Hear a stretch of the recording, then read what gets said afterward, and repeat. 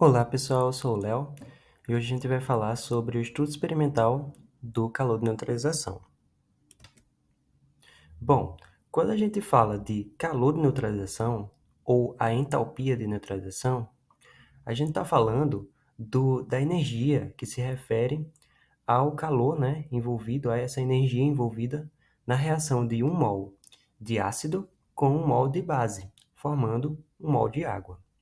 Lembrando que nessa reação, quando a gente neutraliza um ácido, utilizando uma base, a gente está formando sal, e água, A gente está formando um sal e água. Mas aqui a gente está falando em relação, em termos de hidrônio e em termos de OH-. Então, 1 mol de hidrônio, mais 1 mol de OH- vai formar 1 mol de água.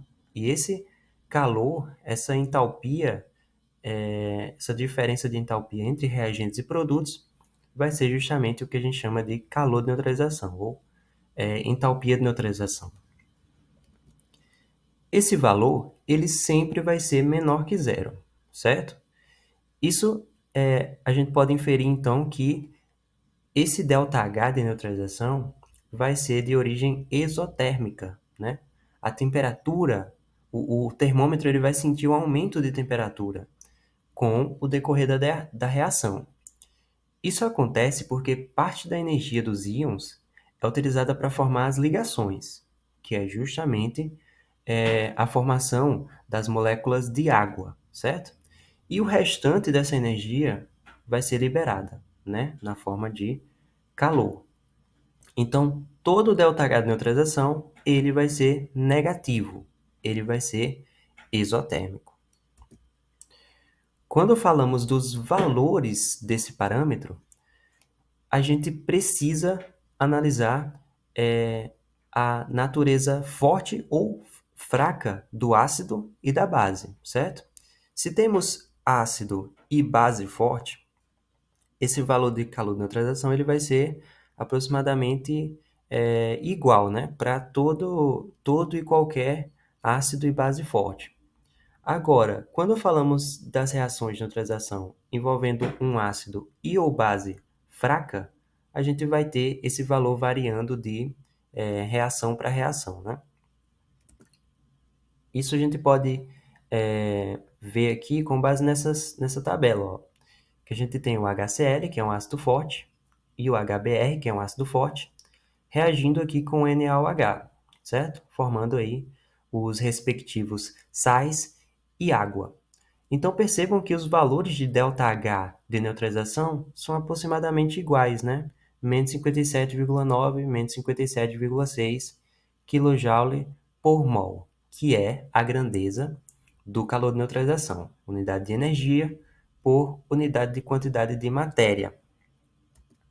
Então, quando a gente fala em um ácido e ou base fraca, a gente vai ter aí valores bem distintos, dependendo aí do ácido e ou a base fraca que você utiliza. Então, o ΔH ele vai ser aí diferente, Menos 50,2 aqui, quilojoules por mol para o ácido acético, reagindo com o NH4OH, e o H2S com o NaOH vai ser aí um valor de 115,9 kJ por mol, ok? Então, a gente vai ter aí essas diferenças dependendo da força do ácido, E da força da base. Isso ocorre, pessoal, porque quando a gente fala de ácido e ou base fraca, reações envolvendo um ácido e ou base fraca, essa ionização ela vai ser parcial. No caso do ácido de base forte, a gente tem a ionização total, Tende a ser uma ionização total. Então, no caso da fraqueza do ácido ou da base, a gente tem uma ionização parcial. Então, parte da energia, que seria liberada pela reação, vai ser gasta no trabalho de ionização do ácido e ou da base fracos, Exceto em alguns casos em que o calor de dissolução é bem exorbitante. Mas, em geral, a gente vai ter essas características aqui relacionadas à força do ácido e à força da base. Bom, em termos experimentais, a gente pode fazer essa aferição do calor de neutralização utilizando um calorímetro, né? E uma solução ácida e uma solução básica. Então, a gente vai ter uma solução ácida de concentração, né, Ma, conhecida, volume conhecido e temperatura inicial que a gente vai aferir aqui da solução ácida com o auxílio de um termômetro. A gente vai ter uma solução básica também de Mb, né, que é a concentração de base conhecida, o volume de base conhecido e a temperatura de base conhecida. E o calorímetro ele tem que ser devidamente calibrado, né? Ou seja, a gente precisa saber qual é a capacidade térmica desse calorímetro, ok? Então, a solução básica é adicionada ao calorímetro, a temperatura da solução básica pode ser aferida no calorímetro, que a gente pode ver que vai ser até uma consideração pertinente da gente fazer em relação à temperatura, e depois a gente adiciona o ácido, né? A reação de neutralização acontece e a gente afere a temperatura final dessa reação, né? Então, em termos do cálculo desse calor, a gente pode partir dos somatórios dos calores igual a zero. Então, a gente vai ter, abrindo essa equação, a gente vai ter o calor associado à reação, né? O calor do ácido, que é o QA ali, o calor da base, o QB, e o calor relacionado ao calorímetro, que vai ser o Q, cal ali.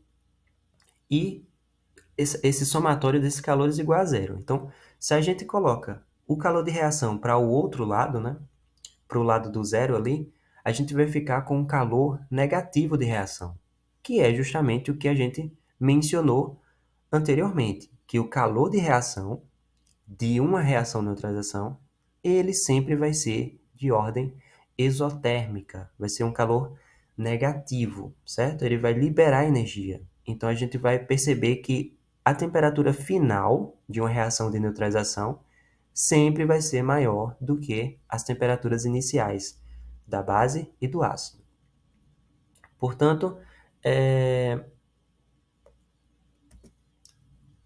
algumas considerações podem ser feitas quando a gente fala aqui da experimentação desse calor de neutralização. Então, a gente pode considerar que as soluções utilizadas, né, são pouco concentradas.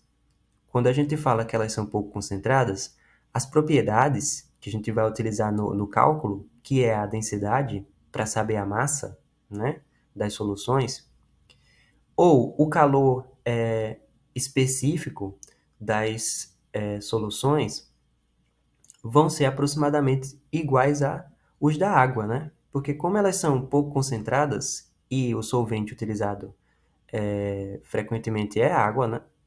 Então a gente vai ter as propriedades aproximadas das soluções sendo como as propriedades da água. Então a densidade das soluções vai ser igual à da água e o calor específico das soluções vai ser igual ao da água também.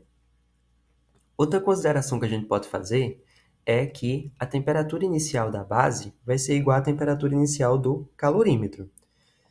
Então, é por isso que a gente afere a temperatura da base já no calorímetro, certo? Que aí a gente pode fazer essa consideração. Então, consequentemente, a diferença de temperatura relacionada à base, o ΔT da base, vai ser igual ao ΔT no interior do calorímetro, né? O ΔT do calorímetro. Então, quando a gente abre a equação, a gente vai ter mc∆T para o ácido, mc∆T para a base, né? E mc∆T para o calorímetro, né? mc∆T para o calorímetro vai ser justamente o mc, né, do calorímetro vai ser justamente o calor, a capacidade térmica desse calorímetro. Então, é o Czão, né? O C cal ali que a gente coloca. Então, reescrevendo essa equação, né, a gente fica com o volume vezes a densidade, que vai ser igual a massa do ácido, da base, né, como a gente vê ali na segunda equação amarela, vezes o calor específico da, da água, né, delta, delta TB da base, e mais calor, capacidade térmica do calorímetro vezes delta B, que a gente inferiu ali, que vai ser delta T do calorímetro vai ser igual ao delta T da base, ok? Então, a gente vai ter aí essa equação. Ali tem um VA vezes densidade para o B, né? Para a solução básica, mas seria VB, certo? Então, VA para o ácido, VB para a base. Ali seria VB. Um pequeno errinho ali, certo? Então, em relação ao calor, gente, a gente sabe que ele é dado em caloria ou joule, né? Unidade de energia. Só que o calor de neutralização ele é dado em unidade de energia por mol. Então, a gente tem que fazer essa, é, essa conversão, né, ao final do experimento. Então, tendo o valor de neutralização de calor de neutralização experimental, a gente pode comparar com o valor teórico, né, que é justamente aquele que a gente viu anteriormente, em joule por mol, que seria o menos 57, né? 0,9, 0,6. Então, a gente pode fazer aí esse cálculo de erro experimental, ok? Bom, tem um exercício aqui para a gente exercitar essa parte, né, da obtenção experimental do calor de neutralização. Então, vamos ler aqui. Um técnico de laboratório decide calcular o calor de neutralização envolvido na mistura de 150 ml de uma solução 1 molar de ácido clorídrico e 150 ml de uma solução 1 molar de hidróxido de sódio, certo? Então, ele já dá aqui os volumes e as concentrações de cada um dos compostos, ácido e base. Sabe-se que, para ácidos e bases fortes, o calor de neutralização teórico é constante, igual a menos 13,71 quilocaloria por mol, certo? Então, ele já dá o valor teórico aí, que está aqui em quilocaloria por mol, e a gente viu anteriormente em joule por mol, né? Em quilojoule por mol. Ele utiliza um calorímetro previamente calibrado. Então, a gente sabe a capacidade térmica desse calorímetro.